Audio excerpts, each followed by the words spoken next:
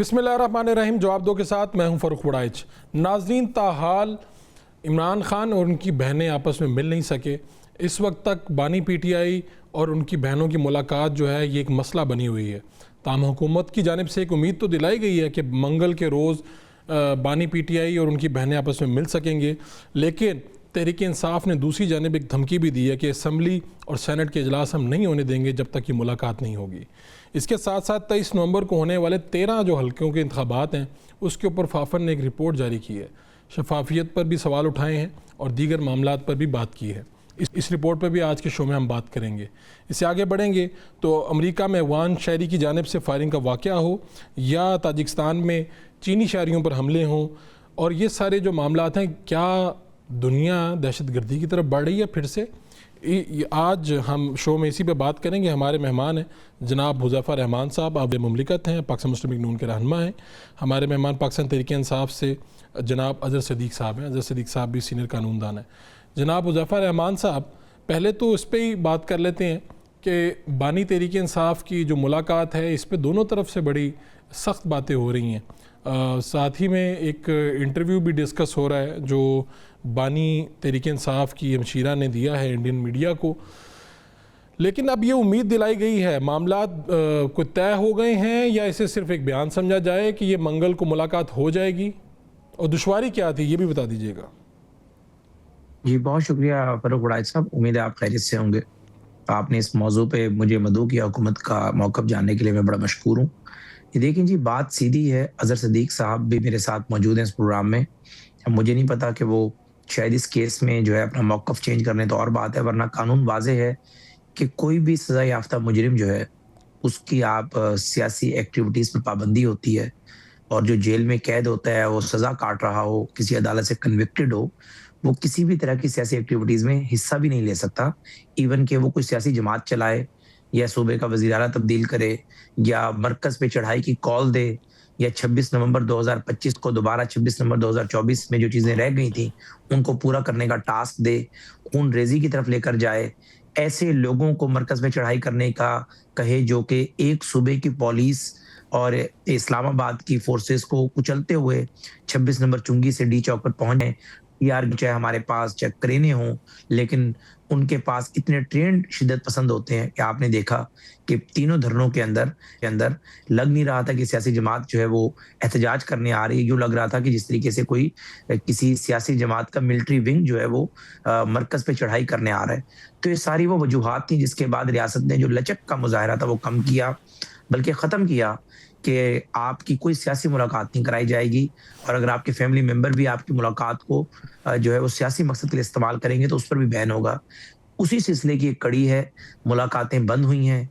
बानी तहरीक इंसाफ की बहनों को हम जब वो चाहें मिलने देंगे, लेकिन उसके लिए ज़रूरी है कि वो सिर्फ़ फैमिली वाली मुलाकात हो, उनकी वेल-बीइंग जानने के लिए, जो कि उनका फंडामेंटल राइट है।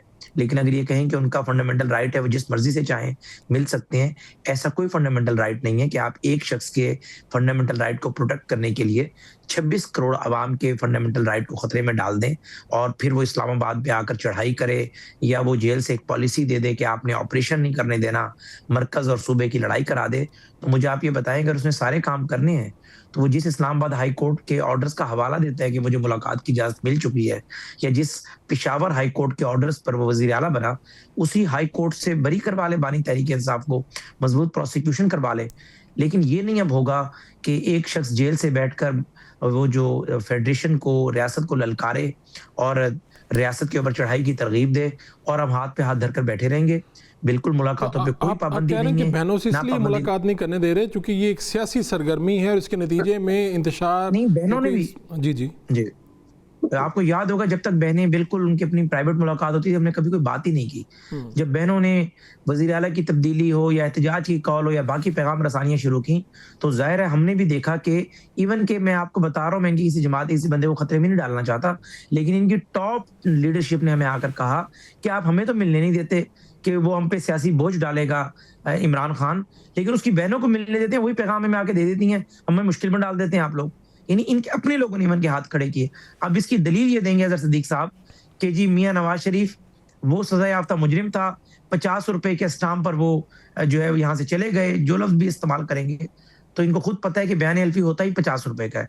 अगर उस वक्त की हाई कोर्ट ने उनकी बेल ली थी हेल्थ ग्राउंड के ऊपर और बाहर चले गए थे, तो कोई गैर कानूनी काम नहीं था।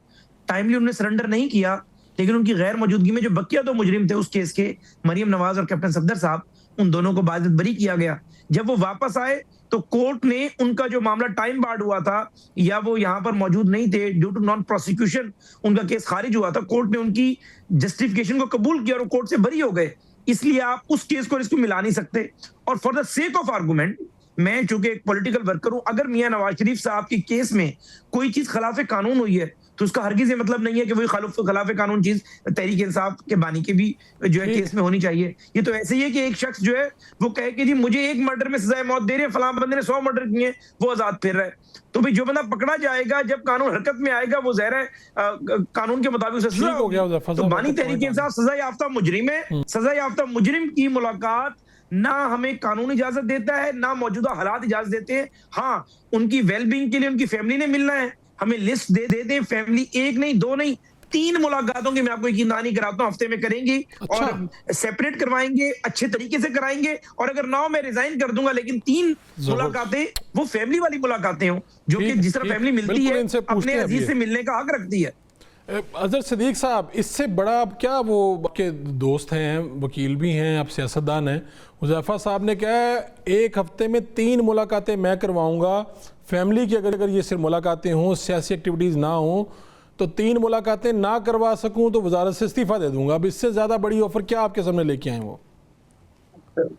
मुझे तो यानी मैं तो नहीं चाहूंगा कि ये वजारत से इस्तीफ़ा दे दें।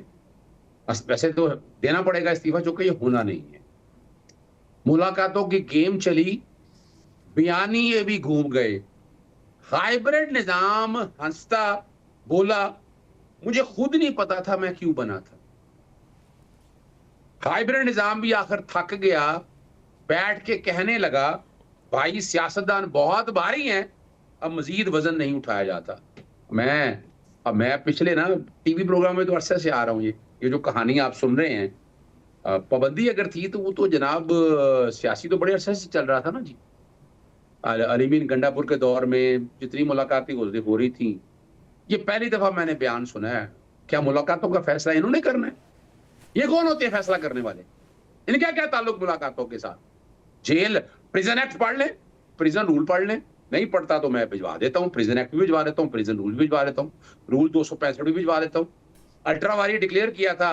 अब सिर्फ क्या था कि सियासी मैं लफ्ज पढ़ देता हूँ आपके लिए, जरा आसानी रहेगी, जरा वो बड़ा मजा आ जाएगा, आपको समझ आ जाएगी। असूल ये था कि मुलाकातों या खतूत के दौरान सियासी मामला ममनू होंगे।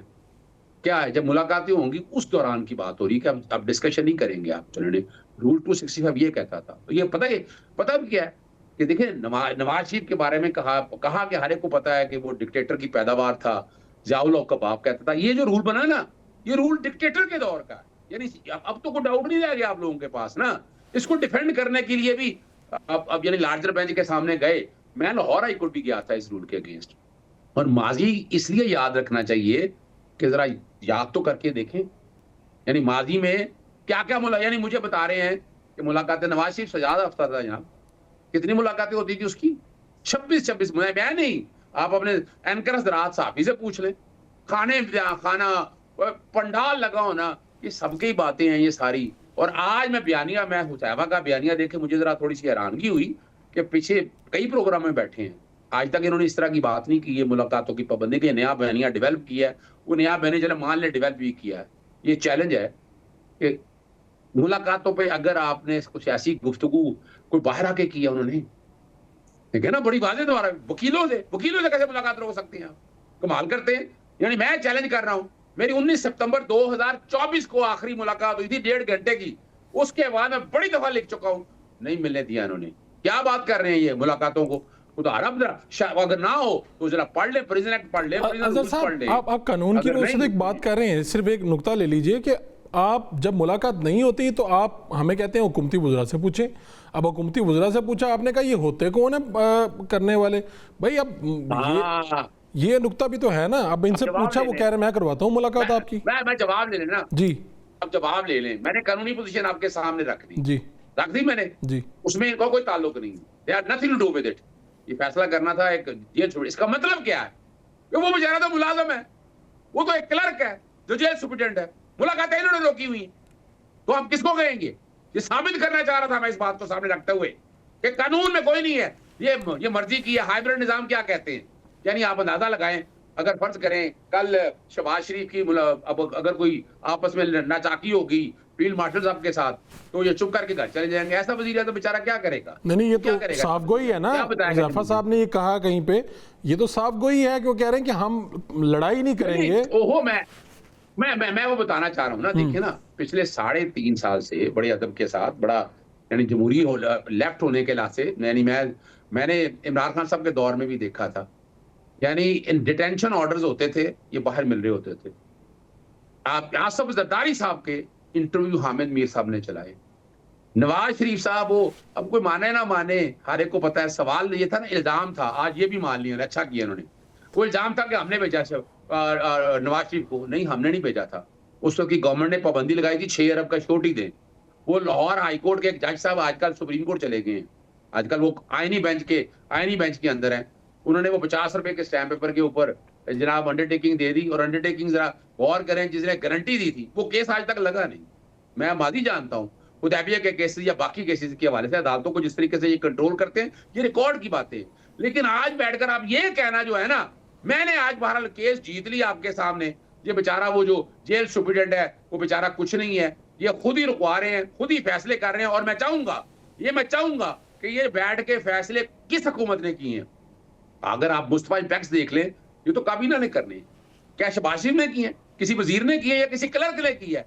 क्या वो शहबाज शरीफ के घर के किसी फर्द ने किए हैं, या नवाज शरीफ ने खुद फैसले किए हैं? जरा लेके आए वो वाले फैसले भी, जरा आए ना, मुझे दे फैसला।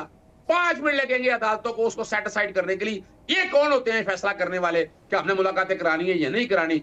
मैं तो अच्छा हुज़ैफा साहब, या तो कानून, ठीक है, हुज़ैफा साहब से पूछ लेते हैं। ठीक है, आप समझते हुए हुज़ैफा साहब, ये आपने जो बयान दिया, मैं तो उसको बड़ी अच्छी नज़र से देख रहा हूँ कि भाई 3 मुलाकातें भी हो सकती हैं, फैमिली की अगर एक्टिविटीज़ ना हो। लेकिन अज़हर साहब कह रहे हैं कि मेरी तो जीत हुई है, मैंने ये बात खोल के रख दी है कि ये आप लोग ही थे ये रुकवाने के पीछे, रूल्स तो ये नहीं कह रहे थे, आप लोगों ने हाइब्रिड रिजीम और पता नहीं क्या क्या उन्होंने कहा।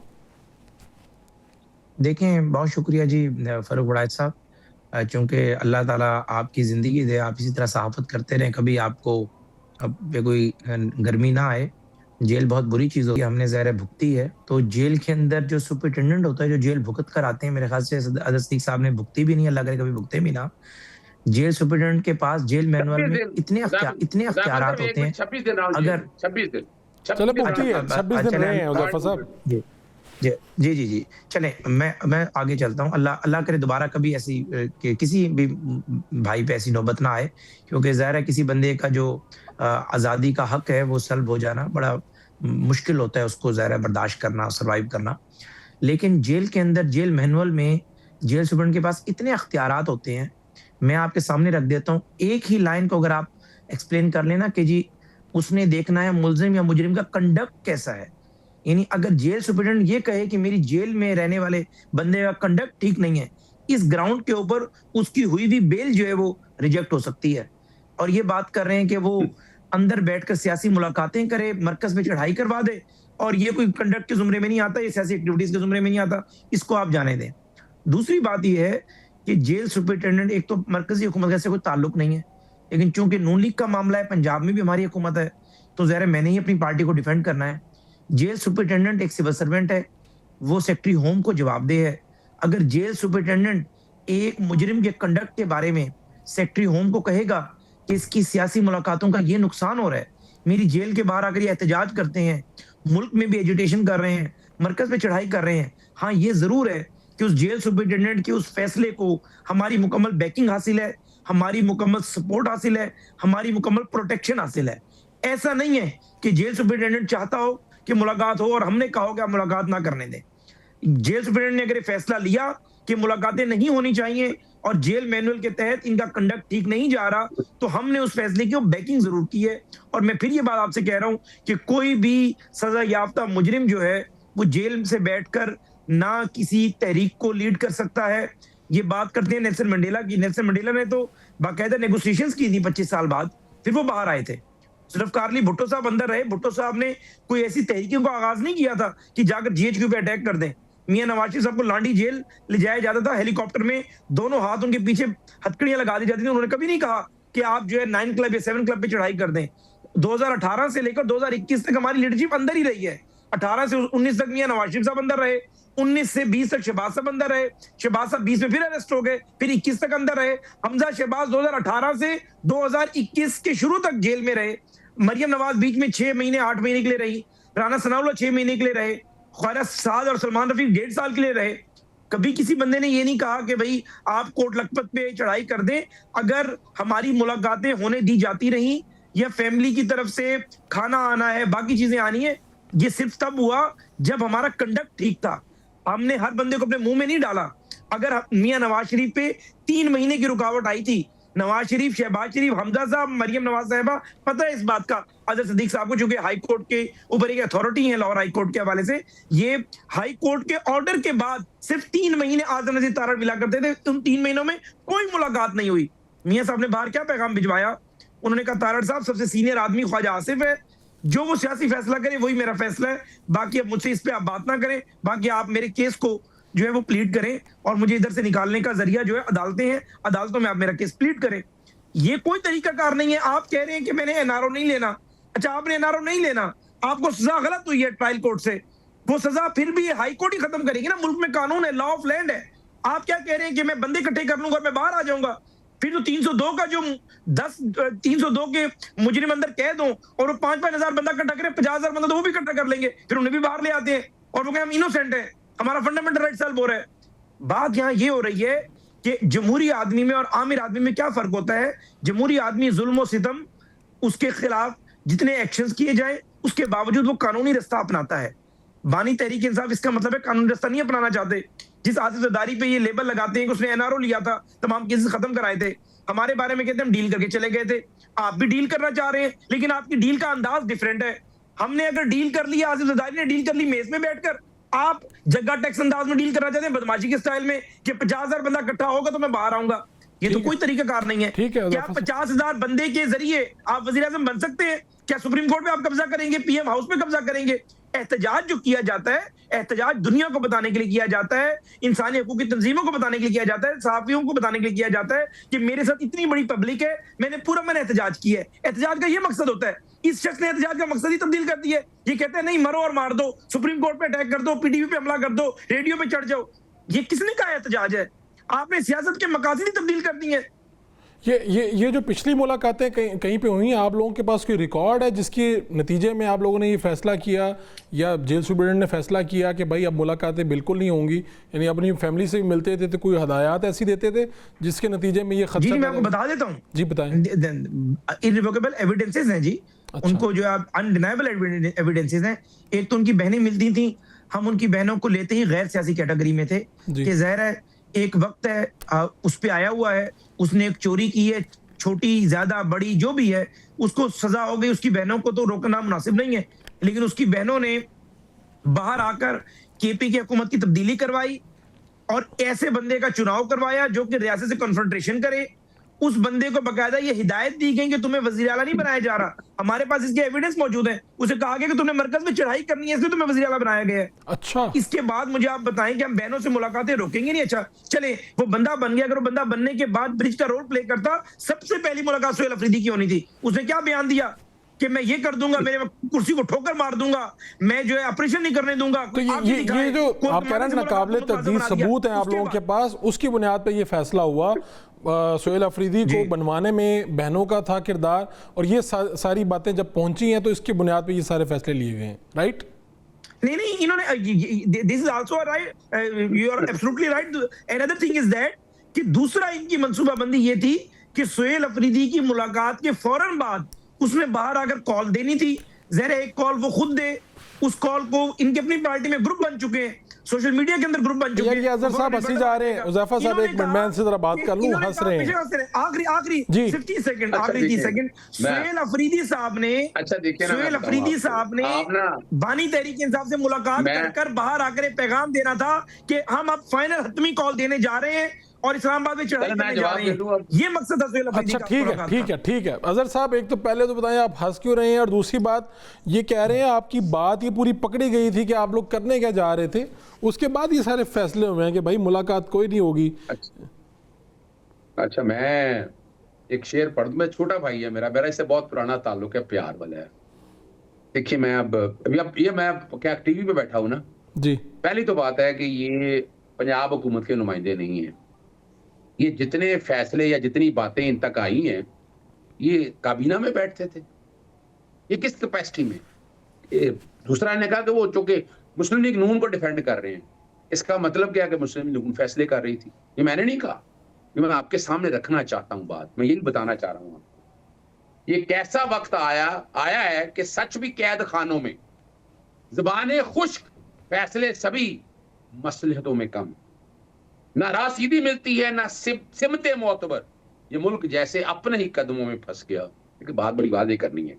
अब यहाँ भाई है, यहाँ कोई और होता तो मैंने बात किसी और अंदाज से करनी थी।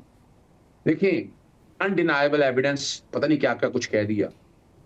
अच्छा ये सारी बातें हैं तो फिर इसका मतलब है आपने अदालती फैसला भी खुद ही कर लिया। आपने जो फैसला किया है, ये फैसला किसने किया? कहीं एविडेंस लीड हुई, कोई क्रॉस एग्जामिन हुआ? ये किसने फैसला किया है? आर्टिकल 4 और 5 बड़ा वाजे है। कानून की हुक्मरानी अगर है तो आर्टिकल 10 है, right to fair trial and due process of law है। आर्टिकल 19 और 19 से बड़ा क्लियर है। वैसे तो आपको पता है सहाफियों के साथ आज एक सेमिनार में थे, आज सहाफत आज आईसीयू में है। किस लिए? यानी आप छोड़े ना जरा for the time Imran Khan को छोड़ दे। जितनी गुफ्तगू मेरी की है इन्होंने, सब मफरूजों के ऊपर है। अब उसने आना था, कॉल देनी थी, ऐसा करना था, फिर तो आप छोड़ देना। अजहर साहब एक बड़ी इंपॉर्टेंट बात है, सिर्फ एक मुझे छोटा सा वक्फा लेना है, मैं आपकी यहीं से बात का आगाज़ दोबारा से करेंगे। शॉर्ट कमर्शियल ब्रेक वापस आते हैं तो अजहर सिद्दीकी साहब से आप ये सवाल करते हैं कि ये हुआ क्या, अंदर बात क्या हुई थी। एक मुख्तसर वक्फा। Welcome back. अजहर सिद्दीकी साहब आप बात कर रहे थे, आपने कहा जी सुहेल अफरीदी साहब ने क्या कर लेना था, इसकी कोई नहीं। भाई देखें, ये मुज़फ़्फ़र साहब जो हैं ये बेशक उधर फेडरल में हैं, लेकिन ये बाखबर आदमी भी हैं। इससे पहले ये जब सहाफ़त में थे तब भी बड़ी तबाही मचाते थे अपनी ख़बरों से। तो देखें एक सेंसिबल आदमी आपके साथ बैठ के कोई बात बता रहा है और फिर ये कह भी रहा है नाकाबिल तब्दील, वो उधर वो कानूनदान भी हैं, इस बात को जानते हैं वो क्या कह रहे हैं। आप किसी कोई गुफ्तगू हुई है ना जिसके नतीजे में इतनी हलचल हुई है, इतना मसला बन गया है? अच्छा मेरा एक सवाल है, जेल में अगर मुलाकातें हुई हैं, कोई गुफ्तगू हुई है, वो जो आप रिकॉर्ड कर रहे हैं, जैसे आप टेलीफोन टैब रिकॉर्ड कर रहे हैं, जैसे आपका दुनिया का निज़ाम सारा तबाह बर्बाद कर दिया। अब मैं ये नहीं कहना चाहता कि टेक्नोलॉजी कहाँ से आई है, मुझे पता है वो टेक्नोलॉजी कहाँ से। मैं नाम लूंगा फिर मुसीबत पड़ जाएगी यहाँ पर बैठे हुए ना। लेकिन जरा गौर करना इस बात पे। एक मुलाजम होता है ना, मुलाजम तो बेचारा मुलाजम होता है, उसको क्या पता है? उसको तो पता मालिक का ना।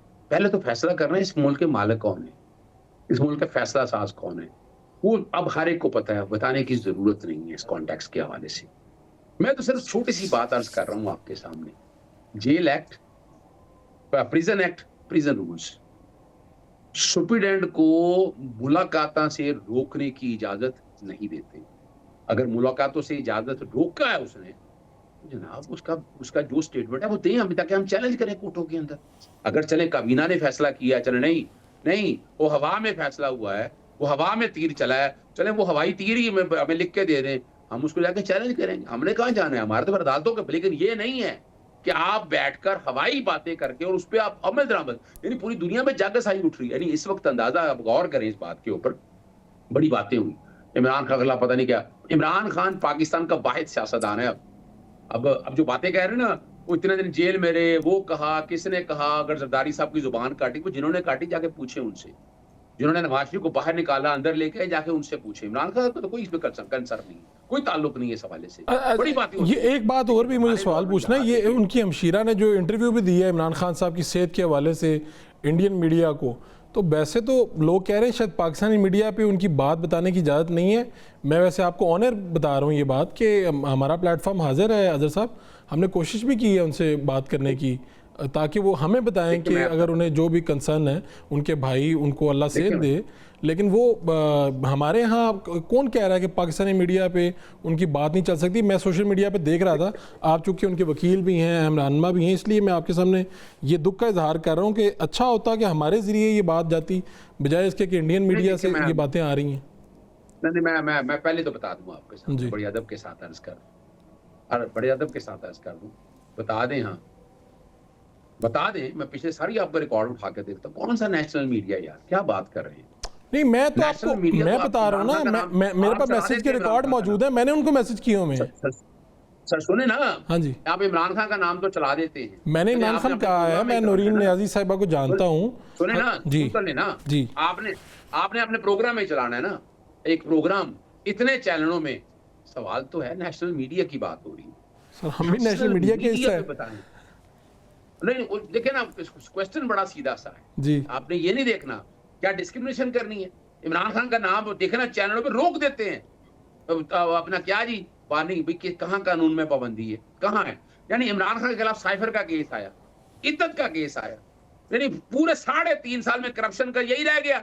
बड़ी बातें हुई उस्मान बुजदार, पता नहीं किस किस के खिलाफ, बता दे कहाँ है केस वो सारे। चलें ये इस बहस को समेटिए अजहर साहब। छोटी सी बात जी, छोटी सी बात करूं जी, छोटी सी बात करूं। अभी मैं ये नहीं कहता कि उसने अपना क्या लिखा ईमान मजारी ने या हादी चट्टा ने, मैं उनमें नहीं जाना चाहता जी, लेकिन आप देखें तो सही क्या ट्रायल हो रहा है उनका, क्या ट्रायल हो रहा है, गौर करें ना। 1.5 एक ही दिन में वो यार खुद आ रहा है यार, वो वकील अपनी मर्जी का करना चाहते हैं। ये कैसा निजाम है? अगर आप वाकई जमहूरियत पे यकीन करते हैं, रूल ऑफ लॉ पे यकीन करते हैं, ये नजर आ रहा है। क्या हुआ अरशद शरीफ के साथ, क्या हुआ? मैं बाकी सहाफियों के नाम आप बता दें, आप बताएं यार, दहशत चैनल पे बैठकर आज मीडिया का गला घोटा अपना छोड़ दें, आप अपनी बातें की तरफ रखें, आप आपके चैनल का बताएं यार, नेशनल मीडिया का चैनल गला घोटा हुआ क्या नहीं, बात हो सकती है यहाँ नहीं होती। और दूसरा देखे ना, इमरान खान साहब के हवाले से पूरी दुनिया में खबरें छपी हैं, इंटरनेशनल मीडिया मुतारक हुआ है वो खुद, और वहां बैठकर ये बात। चलें अब जहां तक बातें मुतमिन इस वाले से हो जाए। एक तो मंगल को आपकी मुलाकात हो रही है, हुकूमत की तरफ से ऐलान हो गया। मैं 2-4 मिनट है मेरे पास, मैंने एहसान किया है, लड्डू मारे नहीं, कोई एहसान नहीं किया, मुझे उनका हक था।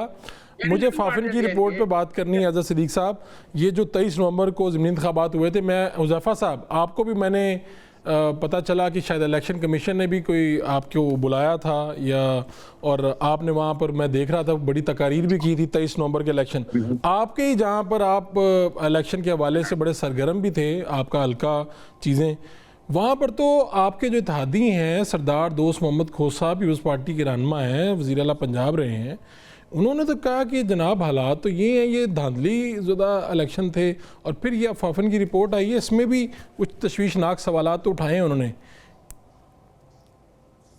जी बहुत शुक्रिया जी। दोस्त मोहम्मद खोसा साहब का अपना नज़र है, वो बिल्कुल 2 महीने के लिए वज़ीर आला उन्हें बनाया था मियाँ शहबाज शरीफ साहब ने और मियाँ नवाज शरीफ साहब ने, और जब वो नून लीग का हिस्सा थे, और वो पूरी कैंपेन में भी जो अपने प्रोजेक्ट गिनवाते रहे वही थे जो मियाँ शहबाज शरीफ साहब या मियाँ नवाज शरीफ साहब ने डेरा गाजी खान को दिए थे। अच्छा, और वो उनके नुमाइंदे की हैसियत से वहाँ इफ्ताह करते रहे। लेकिन दोस्त खोसा साहब जो एतराज़ात कर रहे हैं NA 185 के रिजल्ट्स पर, वही एतराज़ात जो है मुजफ्फरगढ़ में एक आज़ाद उम्मीदवार है इकबाल प्रताफी, जिन्हें हमने नून लीग का टिकट दिया था, लेकिन पीपल्स पार्टी से जो हमारा एग्रीमेंट है कि रनर अप जो है वो इलेक्शन लड़ेगा, तो हमने फिर उस टिकट को विड्रॉ किया। तो अलमदार कुरैशी पीपल्स पार्टी के जो उम्मीदवार हैं उनने वहाँ से इलेक्शन कंटेस्ट किया, और यही इल्ज़ामात इकबाल प्रताफी जो है वो अलमदार कुरैशी पे लगा रहे हैं कि उन्होंने जो है बाकायदा तौर पर तकरीबन 15 से 20 हज़ार वोट उनके हक में डाले गए और इंतज़ामिया ने उन्हें सपोर्ट फराहम की। तो पीपल्स पार्टी मुजफ्फरगढ़ और डेरा गाजी खान के हल्के आपस में जुड़े हुए हैं, ऑलमोस्ट दरमियान से 20 किलोमीटर का फ़र्क है, 25 किलोमीटर का। तो मुझे आप ये बताएं कि अगर एक हल्के में होने वाले इंतखाबात जो है वो ठीक है, उसके नताइज, चूँकि पीपल्स पार्टी का उम्मीदवार वहाँ जीता है अलमदार कुरैशी, और जहाँ मुस्लिम लीग नून का उम्मीदवार जीता है वहाँ जो है वो रिजल्ट्स गलत हैं या वहाँ पर धांधली हुई है। हालांकि अगर आप मेरे भाई हैं, बहुत अच्छी तहकीक करते हैं, लेकिन मजीद तहकीक अगर आप करें, दोस्त मोहम्मद खोसा को जनरल इलेक्शन में यहाँ से 26,000 वोट मिले थे। जी बिल्कुल पता और इस इलेक्शन में उन्होंने 49,000 वोट मिले, तो उन्होंने 23-24,000 वोट रिकवर की है। अगर धांधली करनी होती तो सबसे पहली चीज तो ये होती कि 26,000 रुपए रुकते ही। पीटीआई का उम्मीदवार नहीं था ना वहाँ पे, पीटीआई का उम्मीदवार ही नहीं था, मैदान खाली था। जी पीटीआई का उम्मीदवार नहीं, तो वो जाहिर है पीटीआई के कुछ वोट इन्हें पड़े होंगे, लेकिन पीटीआई ने मुकम्मल बाइकआउट किया था। इसी तरीके से नून लीग के जो उम्मीदवार के वोट थे वो भी बढ़कर 80,000 पर चले गए। तो कहने का मकसद सिर्फ ये है कि दोस्त मोहम्मद खोसा और नून लीग के उम्मीदवार के जो फॉर्म 45, जिसपे दोनों को कोई एतराज नहीं है, उसमें 8-8, 900 की लीड नहीं है, बल्कि नून लीग के उम्मीदवार की 1600 वोट्स की लीड है। और जहां दोस्त खोसा जीतने हैं उनकी लीड 50 वोटों की है, 100 वोटों की है, जो वो शेयर भी कर रहे हैं। तो बेसिकली ये नहीं हो सकता कि मीठा मीठा आप कड़वा कड़वा तो बिल्कुल बेबुनियाद इल्जामात हैं। और अल्लाह के फजल करम से मैं समझता हूं कि डेरा गाजी खान के वोटों ने मियां शहबाज शरीफ की कारकर्दगी को, मियां नवाज शरीफ साहब की खिदमत को वोट दिया है। और डेरा गाजी खान के हल्का हमेशा से नून लीग का किला रहा है। इस मर्तबा हमारे तमाम धड़े, जिनमें हनीफ पताफी है, अलीम शाह है, उसामा अब्दुल करीम है, हाफिज अब्दुल करीम है, ये खाकसार आपके सामने बैठा हुआ है। हम सब पार्टी के हुक्म पे यकजहां दो कालिब वाली बात है। और हमने इलेक्शन इकट्ठे लड़ा, हम अलग-अलग ग्रुप रखते हैं, तो जाहिर हम सारे ग्रुपों के जब वोट इकट्ठे हुए तो 80,000 तक पहुंच गए। ठीक है अजहर साहब, बस बहुत ही मुख्तसर सा तबसरा कीजिएगा, वक्त ख़त्म हो गया। ये 23 नवंबर के जो ज़िमनी इलेक्शन थे, आप लोगों ने तो 1-2 हल्कों से इलेक्शन लड़ा, लेकिन ओवरऑल आपको क्या इसकी जो फाफिन रिपोर्ट आई है, आप क्या उस पर तबसरा फरमाएंगे? देखिए, पहली तो बात बड़ी बात है, मैं आज करता चलूँ, आप अंदाजा लगाएं, इलेक्शन उसी इलेक्शन कमीशन की निगरानी, आप अंदाजा 24 करोड़ अवाम में इनके पास इलेक्शन कमीशन और मेंबरान नहीं है। जनवरी से रिटायरमेंट हो गई है और उन्हीं को सर पे बिठाया हुआ है। फिर इलेक्शन कमीशन के अपने अफसरान, सारे रिटर्निंग ऑफिसर, सारा सेटअप उनका। फॉर्म 45 की कहानी, सिस्टम में कहाँ आगे क्या होना, कम टर्नओवर। मैं तो हैरान हूं कि उस हल्के में इतना टर्नओवर कैसे हो गया जब पाकिस्तान तहरीक इंसाफ का जब कैंडिडेट नहीं। लेकिन मैं दोस्त मोहम्मद खोसा साहब को जानता हूं, मैंने सपना खान का केस उनके खिलाफ लड़ा, लेकिन दोस्त मोहम्मद खोसा के हवाले से, उनके वालिद के हवाले से हल्के में बहुत वोट रखते हैं। यानी ये कहना कि बैठकर ये नहीं है, लेकिन वजह ये थी कि खोसा के अगर आ जाता है वहां तो बड़े मसाइल बन सकते थे। और वजह कहीं ना कहीं अपना मुस्लिम लीग नून की तनकीदी हल्के के मामला और बड़े हैं ना। लेकिन असल बात जो समझें आप, वो असल बात क्या है कि पीपल्स पार्टी का सहारा खत्म करना था फैसला सादों ने, वो कर दिया और सादा अक्सरियत देने का मकसद था। यानी जो वो आज बताए जा रहे हैं, काम क्या किया है, यानी बंदा पूछे तो सही ना कि क्या ऐसी काम है, क्या ऐसा बड़ा काम है। हमें तो देखें, टिकटॉक पे नजर आना कोई बड़ा काम नहीं है, बताना ये है कि आम आदमी की भलाई के लिए क्या हुआ, कारोबार बेहतर हो गया, हो गई, खत्म होगी। कोई ग्राउंड पे ऐसी बड़ा कारनामा बताएं कि जिससे पता आज निकले ना नवाज शरीफ वजह से जीते ना, कहे ना नवाज शरीफ जलसे करे, जाकर बड़े बड़े जलसे करे, अवाम को मुतारिफ करे, बड़ा मजा आएगा ना। आए निकाले जो घर के अंदर बैठा हुआ है, कबूतर छोड़ रहा है या क्या कर रहा है, जब अवाम में निकलेगा तब पता चलेगा।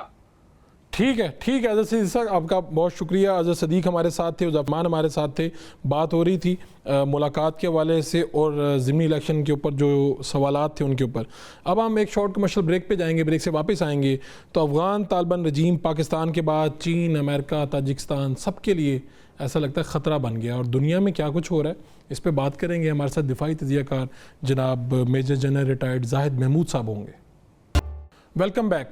अफ़गान तालिबान रजीम जहाँ पर हमें एतराज़ात हैं, मुसलसल पाकिस्तान अपने तहफ़्फ़ुज़ात से आगाह कर रहा है और मुज़ाकरात भी करता है, और जो ज़रूरी बात है वो भी हो रही है। लेकिन उस सब के बावजूद अगर आप देखें पूरी दुनिया में क्या चल रहा है, यानी अगर आप अमेरिका में अफ़गान शहरी की जानिब से फायरिंग का वाक़या देखें, आप गुफ्तगू अगर देखें, नायब वज़ीर-ए-आज़म इसहाक़ डार साहब ने कहा कि हम जब टीटीपी के वाले से बात करते हैं तो दूसरी तरफ से जवाब क्या आता है। ये सारे जो मामला इन पे बात करेंगे। Major general retired Zahid Mahmood साहब हमारे साथ हैं। जाहिद साहब, ये ख़ास तौर पे ये वाक़या हमें तो ऐसा लगता है जैसे अफ़गान तालिबान रजीम जो है ये दुनिया के लिए एक दहशतगर्दी और ख़तरा बनता जा रहा है। जी बिल्कुल, देखिए अफगानिस्तान के जो तालिबान हैं वो पहले भी लिस्ट पे रहे हैं, यूनाइटेड नेशन के भी, और एक दहशतगर्द तंजीम के तौर पर रहे हैं।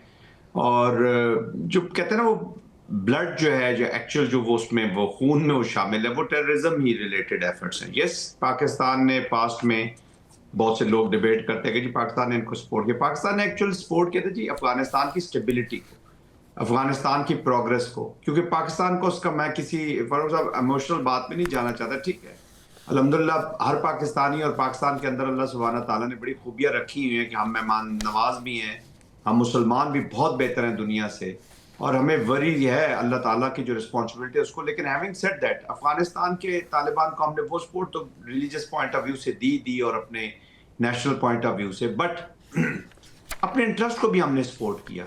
इंटरेस्ट ये नहीं था कि हमारी मर्जी की वहां पे रजीम हो, इंटरेस्ट यही था कि वहां पे स्टेबल अफगानिस्तान हो, कुछ तरक्की करते हो अफगानिस्तान हो, क्योंकि जितना अफगानिस्तान की स्टेबिलिटी कंट्रीब्यूट करती है पाकिस्तान की प्रोग्रेस में, शायद ही हमारे नेबरहुड में कोई ऐसा मुल्क हो जिस स्टेबिलिटी हमें इफेक्ट करती है। अफगानिस्तान की स्टेबिलिटी हमें बुरी तरह इफेक्ट करती है, हम उसको सपोर्ट कर रहे थे।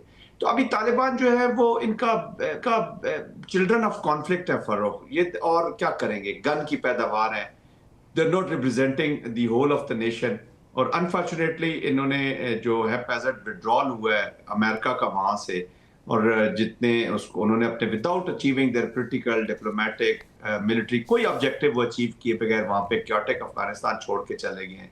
तो पाकिस्तान इस क्यास का और अफगानिस्तान के अंदर रहने वाले जो तालिबान हैं उनका पावर में आना और टेररिज्म की इकोनॉमी के साथ जुड़े रहना, और फिर अभी एक प्रॉक्सी स्पॉन्सर स्टेट इंडिया जो है वो उसका वहां पे इन्वॉल्व हो जाना, वही इंडिया जिसने 2021 में खुद being the president of the security council एक करारदाद तालिबान के खिलाफ पास की वहां पे कि इनकी हुकूमत को नहीं मानना चाहिए, इनको वहां पे लेकर आए, और अभी फिर डिफेक्टो तालिबान सेटअप के साथ उन्होंने अपना आप को एडजस्ट किया to create situation for Pakistan.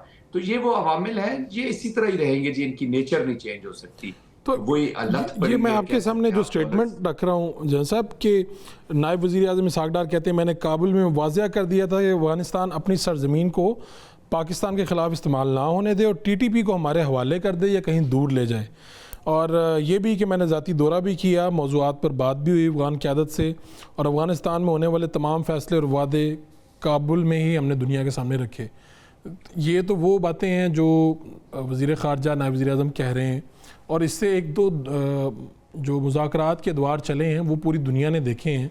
उसके अंदर तो हमारे सालसी भी थे और जब मेज़बान भी थे, उन्होंने भी देखा कि बात क्या होती है और फिर उसका पास नहीं रखा जाता, यानी एक मुल्क के तौर पे भी देखें अगर हम, तो ये कैसी बात है कि आप कहते कुछ हैं करते कुछ हैं, और अभी तक भी आपके जो ज़ुबानो बयान वो साथ नहीं दे रहे, अमल कुछ हो रहा है और बयान कुछ हो रहा है।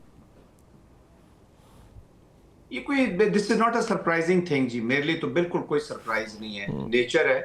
अनफॉर्चुनेटली बड़ी तकलीफ होती है किसी और मुल्क के और किसी एक मुसलमान खासतौर पे मुल्क के और उसके बाशिंदों के बारे में कोई कमेंट करना, बट जो वॉर की हमने हिस्ट्री देखी और पढ़ी है, तो खाना काबा में बैठ के भी शुरू के जो मुजाहिदीन उन्होंने बैठ के बड़े मुआहदे किए और फिर इंट्रा वॉर शुरू हो गई। ट्राइबल माइंडसेट अभी तक चेंज नहीं हो रहा जी।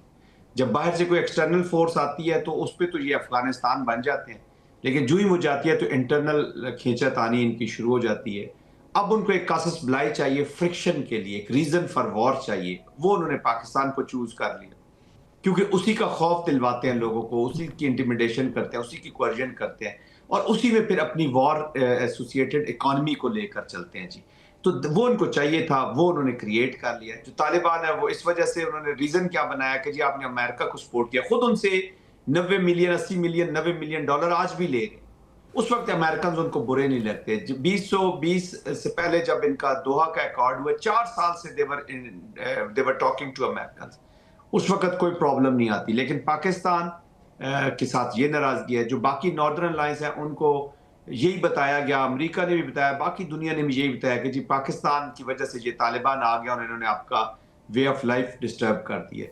तो पाकिस्तान अपने खैर ख्वाह वहाँ पे इतना प्रोपेगेंडा हुआ, इतना कुछ करने के बावजूद उसको मेंटेन नहीं रख सका। बट एनीवे अभी एक सिचुएशन है, मैं तो इसको चैलेंज बहुत बड़ा है, पाकिस्तान इसको ओवरकम करना है, लेकिन मैं इसको एक चैलेंज में अपॉर्चुनिटी भी देख रहा हूँ कि पाकिस्तान को एक रीसेट का मौका मिल गया। यस, ब्लड से अपनी चीज़ें कर रहे हैं, खून से धो रहे हैं, लेकिन ये पाकिस्तानी कौम के लिए एक बहुत अच्छा मौका है कि अपने आप को इस रीजन के अंदर, क्योंकि यहाँ पे देखें इधर हिंदू ज़ायनिज़्म है, इधर ये एक्सट्रीमिस्ट आइडियोलॉजी इनकी पड़ी हुई है, उसी का ये वॉर हमारे ऊपर, ये तो प्रोटेक्टेड रहेगी। हमारे बच्चों ने इसी रीजन में रहना है, नेबर्स तो नहीं बदल सकते।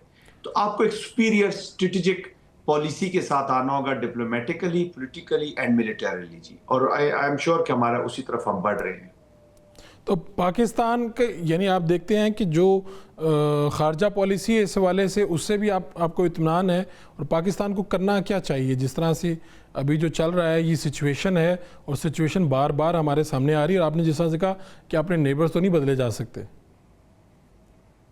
देखिए फरूक, हर रोज अभी तो डिप्लोमेसी इतनी तेजी से काम कर रही है और 21वीं सदी है, हर कोई अवेयर है जी क्या हो रहा है क्या नहीं हो रहा है। अमेरिका में इंसिडेंट हुआ है, ताजिकिस्तान में इंसिडेंट हुआ है, अभी CSTO जो सेंट्रल एशियन रिपब्लिक्स और इनका सिक्योरिटी आर्किटेक्चर है रशिया का, उन्होंने कल अपनी एलानिये में ऐलान किया कि अफगानिस्तान को वॉर फ्री, अफगानिस्तान को टेररिज्म फ्री और अफगानिस्तान को नारकोटिक्स फ्री मुल्क बनाए। इसका मतलब है उनके भी कंसर्न है।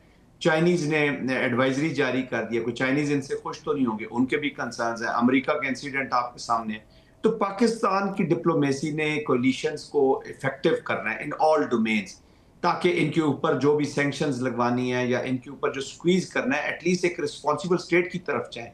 नॉन स्टेट एक्टर होने का ये मतलब नहीं है कि आप जब दिल करे जिसकी भी वो तबाही करनी शुरू कर दें। आई कैन अंडरस्टैंड कि उनका फ्रेमवर्क इतना स्टेट का स्ट्रांग नहीं है, न वहाँ पे कोई स्टेट क्राफ्ट है, क्योंकि मैंने जैसे कहा कि चिल्ड्रन ऑफ कॉन्फ्लिक्ट है, न वहाँ पे कोई पॉलिसीज है कि उसकी कोई स्ट्रेटजी बनाई जाए। तो ये तीनों चीजें मिसिंग है, उसमें एक रिलेशनशिप रखना बड़ा मुश्किल होता है। ये भी टेम्परेरी फायदा उठा रहे हैं, पता है ट्रांजिशनल रिलेशनशिप इस्टेब्लिश हुई है इंडिया के साथ। वो जब अपने मकासद हासिल कर लेगा तो हमें टिश्यू पेपर की तरफ बाहर फेंक देगा, तो ये भी उस छोटे पीरियड का भी फायदा उठाना चाहते हैं। तो पाकिस्तान को सुपीरियर डिप्लोमेटिक काम करना होगा, अमेरिका को भी इन्वॉल्व करना होगा, क्योंकि मैं समझता हूँ कि America as a stakeholder $7 अरब के वेपन असला यहाँ पे छोड़ के गया, ना अपना पॉलिटिकल ऑब्जेक्टिव, ना मिलिट्री ऑब्जेक्टिव, ना डिप्लोमेटिक ऑब्जेक्टिव 20 साल में हासिल नहीं कर सका। तो आप किस तरह की सुपर पावर है कि क्योटिक आप मुल्क छोड़ के चले गए, जो आपके लिए दोबारा खतरा बन रहा है। प्रेसिडेंट ट्रंप के अगर आप कल रिमार्क्स देखें तो hell hole, this is a serious remark. कोई पाकिस्तान के बारे में ऐसे रिमार्क दे तो आपकी रूह कांप जाती है। बट ये चीजें हो रही हैं चाइना के साथ, क्योंकि चाइना को अफगानिस्तान में बैठ के स्कटल किया जा रहा है जी। ये जो इंडियन अभी आ गए वो भी चाइना को स्कटल करेंगे। अफगानी ऑलरेडी वो तालिबान बैठे हुए हैं, तो चाइना को हमें लाना होगा, सेंट्रल एशियन रिपब्लिक के साथ काम करना होगा। कोई मुल्क अकेला फरोख इस दौर में इस अफरेद से, इस टेररिज्म से अकेला नहीं लड़ सकता। लेकिन ये जो वाकयात हुए हैं जन साहब, ये जो वाकयात हुए हैं, यानी जैसे आपने कहा ना कि चीन है, US है, सब ने देखा क्या हुआ, ये तो हमारी जो दलील है या हमारा जो मौक़िफ़ है उसको तो बिल्कुल दुनिया के सामने ला भी रहे हैं और इनको एक्सपोज भी ये बुरी तरह से हो रहे हैं। जी देखिए फरूक, 21वीं सदी है जी, एवरीवन अंडरस्टैंड कि वहां पे क्या हो रहा है और किस तरह की हुकूमत है, बट वो अपने इंटरेस्ट आ जाते हैं कि किसकी प्रायोरिटी कब। वो कहते हैं ना, जब आपके घर में आग आती है तो आप तब अपनी वो चीजें लेकर शुरू होते हैं उसको बुझाने के लिए। बट एनीवेज लार्जर अंडरस्टैंडिंग है। मॉस्को फॉर्मेट देख लें, उसका एलामिया देख लें, अभी CSTO की आपने देख ली, CIS की पिछले दिनों कॉन्फ्रेंस हुई है, उसका एलामिया देख ली, तो सारे अफगानिस्तान के बारे में वरीड है, कंसर्न है कि एक और ट्रांसनेशनल टेररिज्म का एक हब बन गया है। और फिर इस पे कब्जा किसका हो गया है? स्टेट्स लाइक इंडिया, जिनका लीड इंस्ट्रूमेंट पॉलिसी टेररिज्म है, चाहे वो कनाडा का नजर सिंह को मारना हो, अमेरिका में वो गुरवंत सिंह के पीछे पहुंच गए हैं, बिश्नोई गैंग्स और ये अंडरवर्ल्ड। तो ये एक नेक्सस एस्टेब्लिश हो रहा है दो एक्सट्रीमिस्ट आइडियोलॉजीज का और दो एक्सट्रीमिस्ट जिनकी लीड पॉलिसी ही जब मैनिफेस्टेशन करते हैं तो वो टेररिज्म से करते हैं। तो ये पूरी दुनिया के स्टेबिलिटी के लिए बहुत बड़ा खतरा है। और दूसरा जो इलाके देखिए ना, रीजन्स डेवलप होते हैं जी आजकल, कंट्रीज नहीं होती। जब रीजन पूरा डेवलप होगा तो ऑटोमेटिकली आपका मुल्क भी तरक्की करेगा। इस रीजन की तरक्की के दो ही बड़े दुश्मन हैं, एक अफगानिस्तान और दूसरा इंडिया। ये मैं इसलिए नहीं कह रहा कि एक पाकिस्तान की उनके साथ सिचुएशन है, this is a fact on ground. ठीक है, बिल्कुल। आप जितने भी CS जो भी आप ऑर्गेनाइजेशन देखते हैं उसमें स्कटलर्स कौन आपको नजर आएंगे? इंडिया को जब पूरी दुनिया में लैंडिंग ग्राउंड्स कहीं वो उसको नहीं मिली, लैंडिंग ग्राउंड्स कहीं भी नहीं मिले, डिप्लोमेटिक पॉलिटिकल मिलिट्री कहीं भी उसको कामयाबियां नहीं मिली, तो उसने लैंड क्या किया? काबुल की एक छोटी सी स्ट्रिप के ऊपर लैंड करके तो एक इंस्टेबिलिटी का फैक्टर बन गया और बुरी तरह नाकाम हुआ है। इसलिए तो प्रेसिडेंट ट्रंप रोज उसको एम्बेरस करते हैं, याद भी करा देते हैं और अपनी जो ट्रेड डील है बिल्कुल ऐसे ही है। जनरल साहब, आपका पॉइंट आ गया, बड़ी आपने वजाहत से ये चीज़ सामने रखी। बहुत शुक्रिया आपका, आज आपने वक्त दिया। जनरल रिटायर्ड जाहिद महमूद साहब हमारे साथ थे और बात हो रही थी अफगानिस्तान पूरी दुनिया देख रहा है और अफगानिस्तान से दहशतगर्दी अब पूरी दुनिया में किस तरह से फैल रही है, ये सारी बातें आपके सामने रखी। इंशाल्लाह फिर मुलाकात होगी अल्लाह ने के बाद।